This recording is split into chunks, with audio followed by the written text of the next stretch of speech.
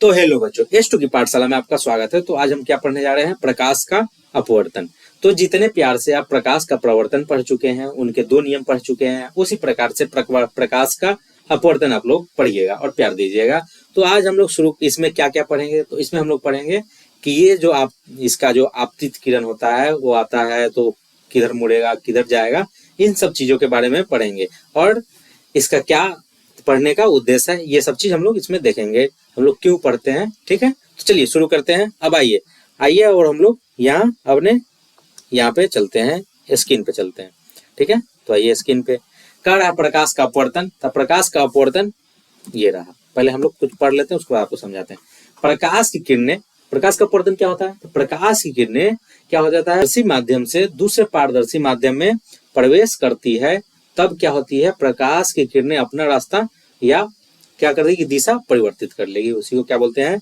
प्रकाश का अपवर्तन। उसको क्या बोलेंगे? प्रकाश का अपवर्तन, ठीक है। उसको क्या बोलते हैं? प्रकाश का अपवर्तन। ये आप देख रहे हैं, प्रकाश का अपवर्तन उसको बोलते हैं। अब दूसरा पॉइंट हम लोग देखते हैं। जब प्रकाश की किरणें क्या होगी, विरल माध्यम से सघन माध्यम में प्रवेश करती है।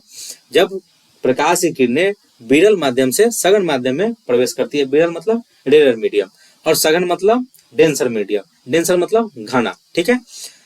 ठीक, तो प्रवेश करती है तो क्या करती है, अभिलंब की ओर झुकती है। किसकी तरफ झुकेगी? अभिलंब की ओर। मतलब कहने का अर्थ है कि ये हम लोग मान लिए कि ये अभिलंब है, ठीक है।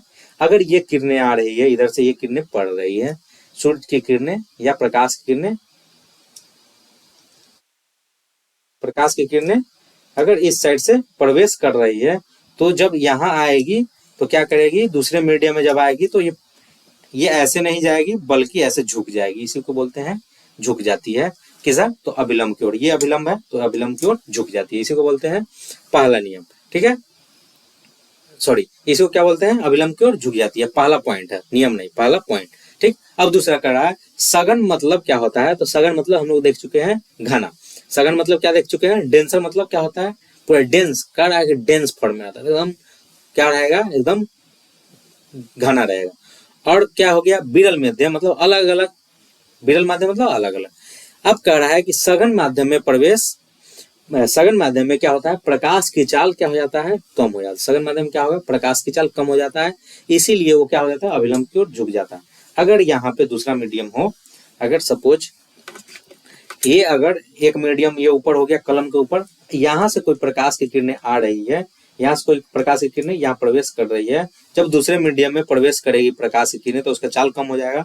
तो जितने एंगल से ये आई है उतने एंगल से नहीं जाएगी, वो हल्का झुक जाती है। इसी को बोलते हैं, ठीक है। ये हो गया, ठीक। तो चलिए आगे हम लोग देखते हैं। जब प्रकाश की किरणें क्या हो, अगला पॉइंट देख रहे हैं। जब प्रकाश की किरणें सघन माध्यम से विरल माध्यम में क्या करेगी, प्रवेश करती है तो अभिलंब से दूर भागती है। किससे प्रवेश करेगी? देखिए दो पॉइंट है, दोनों पॉइंट को आपको याद रखना है। तो पहला पॉइंट है कि जब किस मीडियम से, तो जब सघन माध्यम से किस में आएगी, तो विरल माध्यम में आएगी तो अभिलंब की ओर झुकेगी, ठीक है, अभिलंब की ओर झुकेगी। अगर दूसरा पॉइंट देखिए, कह रहा है कि सघन माध्यम से विरल माध्यम में जाएगी प्रकाश की किरणें तो क्या करेगी, अभिलंब से दूर भागेगी। क्या करेगी, अभिलंब से दूर भागती है, ठीक है, ठीक। अब देखिए यही चीज हम लोग ऊपर देख लेते हैं। ये डायग्राम देख रहे हैं। ये एक क्या है, एक मिनट इसको इरेज कर देते हैं। ये देखिए, ये आपको दिख रहा होगा डायग्राम, ये आपको डायग्राम दिख रहा है।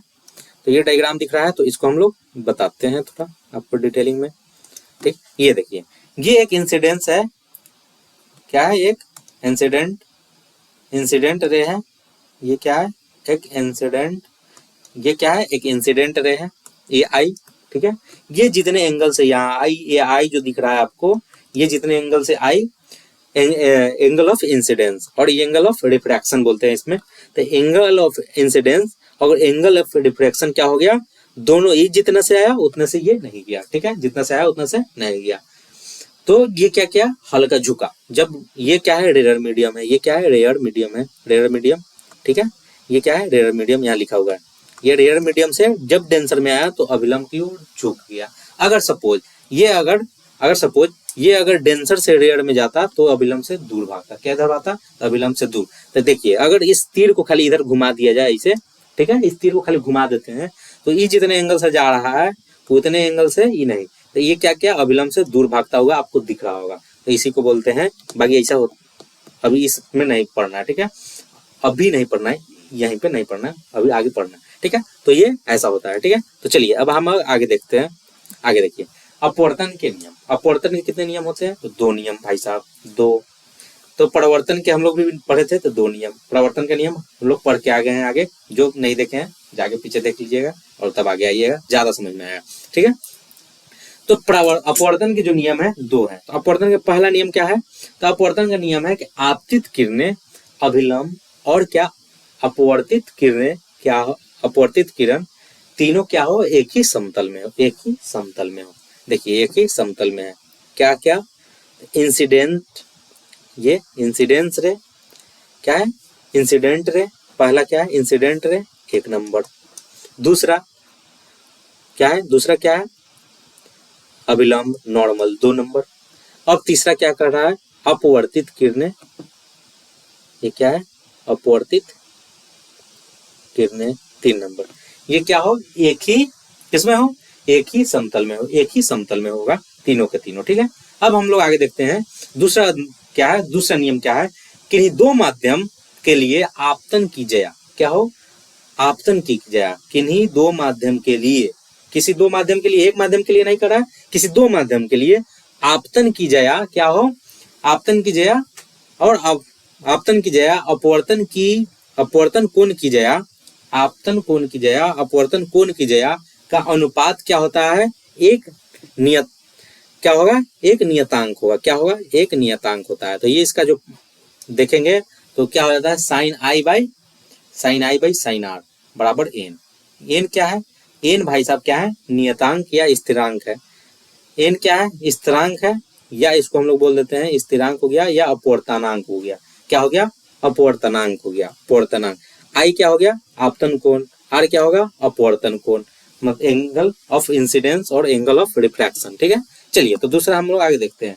अपवर्तनांक क्या होता है? अपवर्तनांक क्या होता है? अपवर्तनांक को बोलते हैं रिफ्रैक्टिव इंडेक्स। तो अपवर्तनांक क्या होता है? यह मापने की एक इकाई है। क्या है? यह एक मापने की इकाई है। तो हम लोग अब क्या पढ़ने जा रहे हैं? तो अपवर्तनांक। अपवर्तनांक क्या होता है? Refractive index. रिफ्रैक्टिव इंडेक्स यह मापने की एक इकाई है कि कोई माध्यम प्रकाश की किरण को कितना मोड़ा जा सकता है। किसी भी कोई भी जो प्रकाश की किरण आ रहा है उसको हम लोग कितना मोड़ सकते हैं, इसी के बारे में हम लोग देखते हैं। जब प्रकाश एक माध्यम से दूसरे माध्यम में क्या होता है? प्रवेश में जाता है तो उसकी चाल क्या हो जाता है? बदल जाता है। जैसे एक माध्यम से आया दूसरे माध्यम में गया तो वो क्या हो जाता है? प्रकाश की चाल कम हुआ तो अपने साइड मुड़ गया, अगर तेज हुआ तो वो दूर भागता है। तो ये हम लोग देखे हैं। तो ये वह अपने पथ से कितना विचलित हो रही है, इसी को क्या बोलते हैं? उसी को क्या बोलते हैं? अपवर्तनांक, ठीक है। उसको क्या बोलेंगे हम लोग? अपवर्तनांक बोलते हैं, ठीक है। देखिए तो अपवर्त क्या हो जाता है? एन बराबर सी बाई बी। सपोज अगर सी क्या है? प्रकाश की क्या है? चाल है, ठीक, और बी क्या है? दूसरा मीडियम है, तो उसमें हम लोग देखते हैं, ठीक है। एन बराबर सी बाई बी हो जाता है। क्या आ रहा है? एयर से आ रहा है, निर्वात में आ रहा है, तो उसके जो चाल होगा उसी के क्या होगा? अनुपात के बराबर होता है, अनुपात का होता है, ठीक है। चलिए दूसरा हम लोग देखते हैं।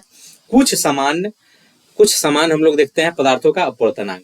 जैसे हवा में कितना होता है? तो लगभग हम लोग 1 मानते हैं, लेकिन अगर देखा जाए एग्जैक्ट कितना हो जाता है?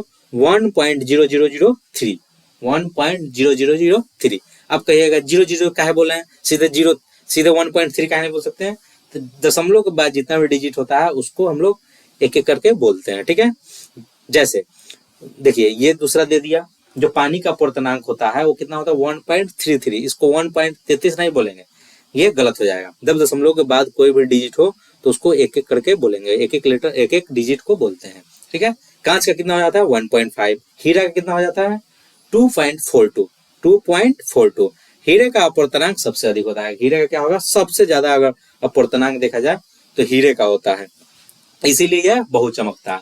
जैसे हीरा में कोई भी लाइट प्रवेश किया तो उसको ऐसा बारीकी काटा जाता है कि उसमें जब लाइट इंटर करे तो एक दूसरे से क्या हो? रिफ्लेक्ट हो और वो ज्यादा ग्लोइंग करने लगे।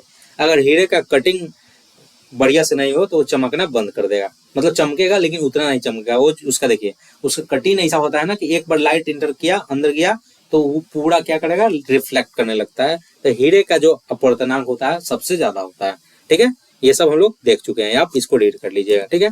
देखिए दैनिक जीवन में हम लोग अपूर्णांक का उदाहरण देखते हैं कि जैसे एक कांच का ग्लास है, जैसे ग्लास में हम आपको दिखाए थे कटोरा में, उसमें क्या डालेंगे, एक पेंसिल डाल दिए, तो ऐसे देखेंगे तो आपको नहीं दिखेगा, जब उसमें पानी डाल देंगे तो वो ऊपर हल्का दिखेगा आपको, इस टाइप से। देखिए इस टाइप से आपको दिखेगा, आभासी प्रतिबिंब, आभासी क्या बनेगा, इमेज पाथ आपको दिखेगा, ये पाथ दिखता है, ठीक है।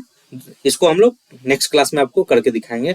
और उसके बाद जो तारा टिमटिमाता है उसमें भी आप देखिएगा एग्जैक्ट उसका पाथ क्या होता है।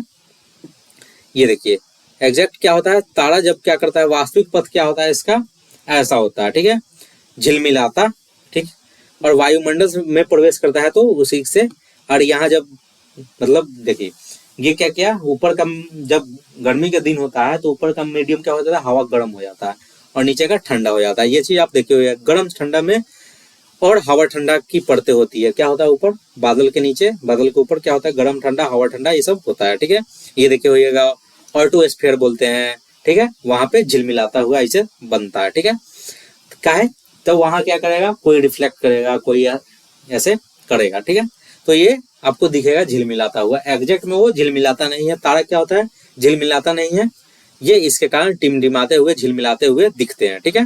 पृथ्वी के सतह पर हम लोग बैठ के देख रहे हैं, क्या तारों को टिमटिमाता देख रहे हैं, ठीक। अब देखिए दूसरा देख रहे हैं हम लोग, जब सिक्का को क्या करते हैं, पानी या सिक्का को क्या करेंगे, जब किसी कांच गिलास में डालते हैं सिक्का को तो उसी जगह दिखेगा, जब उसमें हम लोग पानी डाल देते हैं तो हल्का वो अपने सतह से ऊपर उठा हुआ दिखता है, ठीक है। ये चीज आप घर पे भी ट्राई कर सकते हैं, ठीक है, ये आप घर पे भी ट्राई कर सकते हैं ये सब, ठीक। तो आज के लिए इतना ही, बहुत बहुत धन्यवाद, आप पूरे वीडियो को देखें, टाटा बाय बाय।